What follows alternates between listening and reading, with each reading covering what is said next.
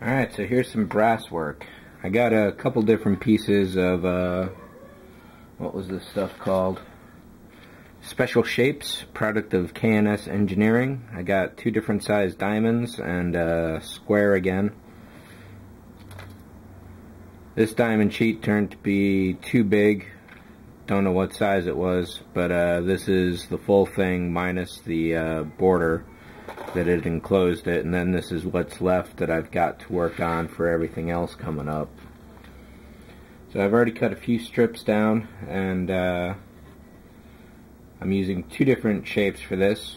The inner grating here goes with the squares, and then the inside is the diamond.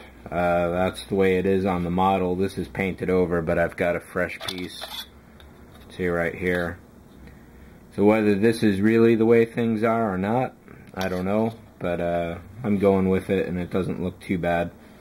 I tried spraying some with some transparent black, but this experiment basically just didn't yield any good results. It doesn't really darken it up at all, and in the worst cases, it actually filled in a lot of chunks, so all of a sudden it's not pure anymore. So I kind of gave up on that, and these pieces here are essentially lost. I had also been toying with the idea of spraying, this is Defiant by the way, all of Defiant with some transparent black to darken it up and give it that spacey sort of transparent look, but all the transparent black that I got, I think it's Model Masters. It works good on canopies, works great on canopies really. But on a surface like this, it just spots all over the place, so it's not going to be useful, and I'm not going to go with it. So as you can see here, I've already glued in a few of the chunks. What I had tried initially was dipping one end of the piece into a bit of glue, tacking that on, and then putting a little more glue on top at the other end once that had set. However, I don't know if it's going to catch in the reflection, but the glue just smeared in a lot of places, so that wasn't any good.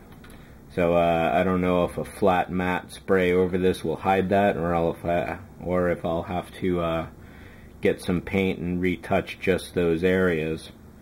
And I won't be going with a darker color on these. I'm just going to leave them straight up brass as they are. It's not accurate, but I'm not too worried about it, as I just like the look of it, basically. Bare brass is always nice. This was the first piece that I glued in here, and again I did the same thing. I dipped one end in, glued it, and then expected to do the rest later. And as you can see, because I got the initial angle wrong, this whole piece is off. And it was also too thick. I think this is 6 squares tall. So for the next piece that I put in, I cut that down to 4, and that just barely fits in between the ridges, and this piece came out straight, which was nice. So I've got some spare pieces, or rather some more pieces cut up here that are ready to go in. I've got some for Republic. I'm experimenting on Defiant because this is going to be the lesser of the two ships, and I don't mind doing a little more experimentation on this. Final note on the paint job was that I've got a couple dents right there. I'm just going to leave them. With all the painting that I did, some little dust and crud got into these little bevel corners there, unfortunately. And that's pretty much my own fault, I guess, for not keeping a clean station and just not making sure that everything was tip-top in between each paint pass. But other than that, this is pretty smooth overall. There's a little more crud there. And this is ready for decals, basically. Again, there's this little notch here, but I'm hoping to hide that with the homing beacon once that goes on. The engines themselves pretty much have stayed parallel to each other overall. I'm happy about that. And overall, it's not a perfect build, but insofar as it was the nightmare aspects of the orange peeling and the paint problems and all that, once I got past those, this was definitely fun, and it's always a nice kit to just throw together. Basically, I've spent far more time on this than I ever really thought I would.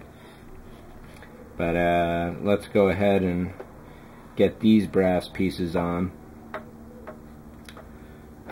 So what I'll do is put a little glue down on that bit of plastic there. And again,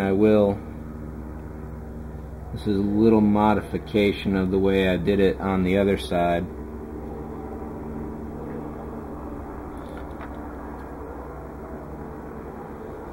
Plant that end in, plant this end in. Well, I'll get this one down first, actually. What I really have to do is make sure that each end is even, because that's where the starboard side really lost it. But as far as the detail itself, this looks really great. There are, I think, 2 different products on the market now on Hobby Talk that are photo etch brass details for these areas. One is Paulbo, and then I just saw another one announced the other day.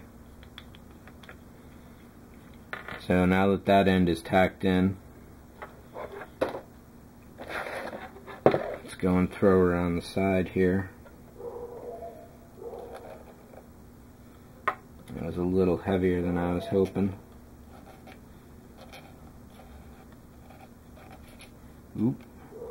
Yeah, one of the big problems with the brass here, of course, is that as you're cutting it, it bends, it warps, it twists, and it wrinkles. So getting it to lay flat is definitely not the easiest thing to do. That would be my only hesitation in recommending this. However, I do have to say that the look of it is really nice.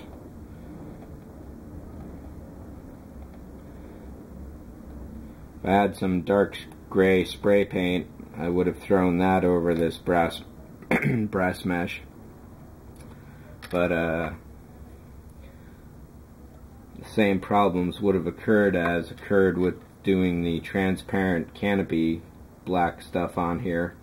And that's that any of the little squares would have gotten filled, and once that happens, it just ruins the effect, unless you fill them all or none of them get filled. Alright, so that tacked down nice. So let's try this actually. Put you down first. And now hope for the best.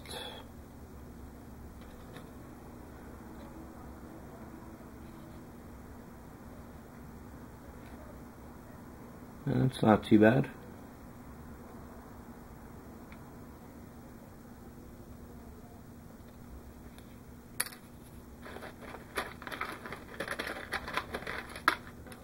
Try and work this with 2 sticks here.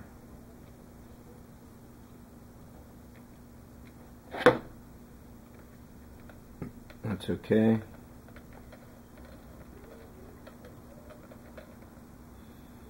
Alright. Voila.